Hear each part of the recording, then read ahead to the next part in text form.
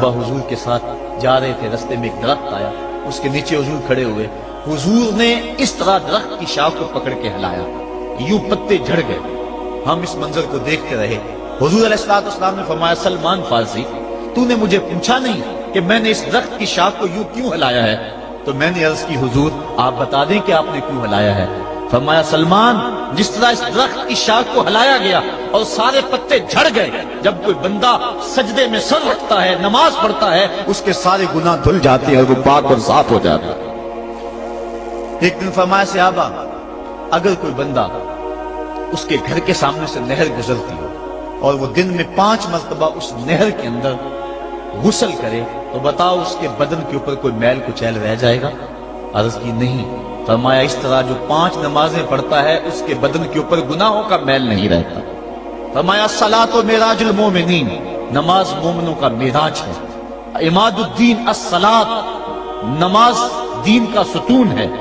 حبب الی من دنیاکم ثلاث، الطیب والنساء وجعلت قرۃ عینی فی الصلاۃ، مجھے تمہاری دنیا سے صرف 3 چیزیں پسند ہیں، خوشبو، منکوحہ بیویاں، اور میری آنکھوں کی ٹھنڈک نماز میں رکھی ہے۔ اور حضور نے یہ بھی ارشاد فرمایا، من ترک الصلاۃ متعمدا فقد کفر، جس نے جان بوجھ کے نماز چھوڑی گویا اس نے کفر ہی تو کیا، یعنی کافروں والا کام کیا۔ حضرت امام فخر الدین رازی نے تفسیر کبیر میں لکھا، حافظوا علی الصلوات والصلاۃ الوسطی، اس آیت کریمہ کے تحت ایک عورت مدینے کی گلیوں میں چیخ رہی ہے اور کہنے لگی، مجھے حضور کے در کا پتہ بتاؤ۔ حضور کی چوکھٹ کا پتہ بتلایا گیا، وہ حاضر ہے۔ آقا کریم صلی اللہ علیہ وسلم کی خدمت میں عرض کی، حضور میرا خامد سفر پہ گیا ہوا تھا اور میں نے اس کی عدم موجودگی کے اندر زنا کر لیا، حمل ٹھہر گیا، اور جو بچہ پیدا ہوا میں نے مارے شرم کے اس بچے کو سرکے کے مرتبان میں ڈال دیا، اور پھر اسی سرکے سے میں لوگوں کو فروخت کرتی رہی ہوں۔ اب جب کہ میرا ضمیر جاگا ہے، میں آپ کی خدمت میں حاضر ہوئی، مجھے بتایا جائے کہ میرے گناہ کا بھی کوئی کفارہ ہے۔ حضور نے ارشاد فرمایا، جو تو نے زنا کیا ہے اس کی سزا رجم ہے، کیونکہ تو شادی شدہ ہے، اور جو تو نے بچے کو قتل کیا ہے، قتل کی سزا قتل ہے، اور جو تو نے سرکہ بیچا ہے، فقد ارتکبت کبیرہ، تو نے کبیرہ گناہ کیا ہے، اس کی سزا تو قیامت کے دن پائے گی۔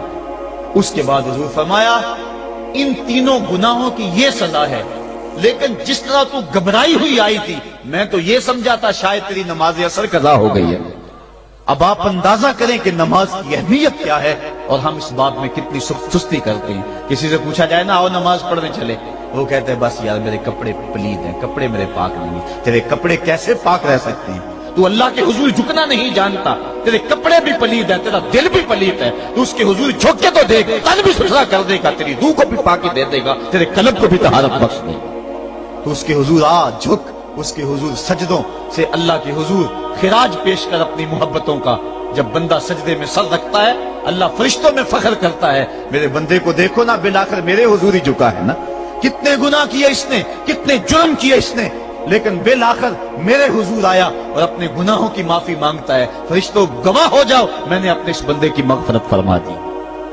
تو اللہ کے حضور نماز پڑھنے والا، بلکہ ایک روایت مسند امام احمد بن حنبل میں موجود ہے، حضور فرمایا، جب بندہ نماز کے ارادے کے لیے اٹھتا ہے اور وضو کرنے کے لیے جب پانی کا پہلا قطرہ چلو پہ لیتا ہے، جو ہی اس کے بدن سے وضو کا پانی چھوتا ہے، اللہ اس کے گناہوں کو معاف فرما دیتا ہے۔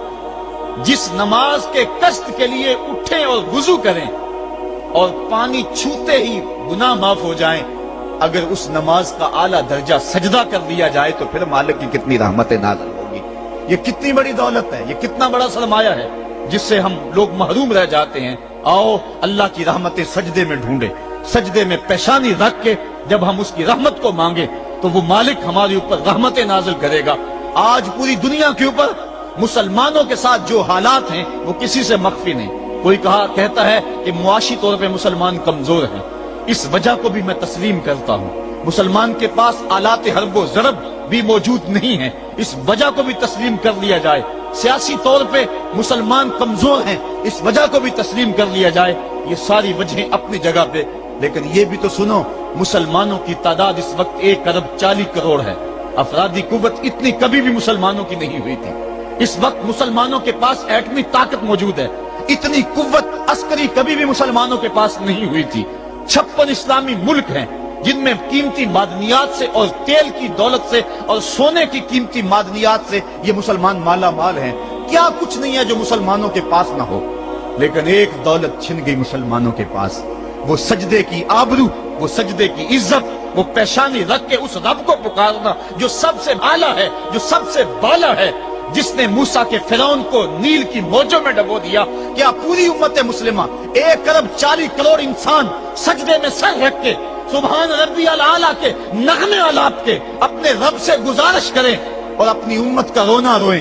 कश्मीर में लुटती हुई जवानियां और कल कुद्स के अंदर बहता हुआ खून, शबरगान से लेकर काबलो किंधार तक और मूसल से लेकर तकरीब तक मुसलमान के ऊपर जो जुल्म और तशद्दुद हो रहे हैं, अपने रब के हुजूर उसका दुखड़ा सुनाएं और अपने मालिक को कहें, मेरे मालिक हम लुट गए, हम कट गए, हम पिट गए। असले भी मौजूद, अफरादी कुव्वत भी मौजूद, सियासी ताकतें भी मौजूद, लेकिन इसके बावजूद मुसलमान दबता चला जा रहा है। उसी कश्ती को है खौफे तलातम सदैव मुंह मोड़ दिए थे जिसने बढ़ते हुए तूफानों के, जो 300 होकर जुर्रत और वो ताकत और वो अजीमत की दास्तानें रकम करते हैं कि मालिक तू भी उस दिन को यौम फुरकान कह के पुकारता है। आज वो उम्मत बीच मिंजदार के उस उम्मत की कश्ती हचकोले खा रही है। हमारी फरियाद, हमारा इस्तगासा तेरे से है, मेरे मालिक हमारा खोया हुआ वकार बहाल कर दे और इस उम्मत को उस मर्तबा कमाल तक पहुंचा दे जिस मर्तबा कमाल तक ये उम्मत पहले पहुंची थी, और इनका खोया हुआ वकार बहाल कर दिया जाए। आज भी हम अगर सजदों से अपने रब को मना लें और वो रूठा हुआ रब आज भी हमारी मदद के लिए आ जाए, तो फिर कोई कुव्वत, कोई ताकत हमें नहीं लताड़ सकती। आइए हम सजदे से अपने मालिक, अपने खालिक और अपने राज़िक के हुजूर अपनी मोहब्बतों और अपनी उल्फतों का खिराज पेश करें। नमाज एक ऐसी इबादत है जिसका हुक्म कुरान में 750 मरतबा के करीब दिया गया। और एक आखिरी बात अर्ज करके अपने मौजू को समेटना चाहूंगा। मेरे और आपके आका मौला हुजूर नबी रहमत सल्लल्लाहु अलैहि वसल्लम पर जब वक्त आखिर आया तो आखिरी वसीयतें जो हुजूर ने अपनी जिंदगी में की वो क्या थी? 2 वसीयतें थी हुजूर की आखिरी, जब हुजूर अय्याम मर्ज में थे, और आखिरी वसीयतें उसके बाद हुजूर ने कोई कलाम नहीं किया, वो यही था अस्सलात अस्सलात अस्सलात अस्सलात। लोगों में तुम्हें नमाज की ताकीद करता हूँ, मैं नमाज की ताकीद करता हूँ। और दूसरा फरमाया, जो तुम्हारी मिल्क में तुम्हारे गुलाम और तुम्हारी लौंडियां हैं उनके साथ उसने सलूक की ताकीद करता हूँ। ये आखिरी 2 बातें थी जो हुजूर ने इरशाद की। हुकूकुल्लाह के हवाले से नमाज और हुकूकुल इबाद के हवाले से हुजूर ने कमजोरों के हक उन तक पहुंचाने की ताकीद उम्मत को दी, और उसके बाद फिर हुजूर इंतकाल कर गए। आइए हम सजदों से अपने रब को राजी रखें। अल्लाह मुझे आपको तौफीक अमल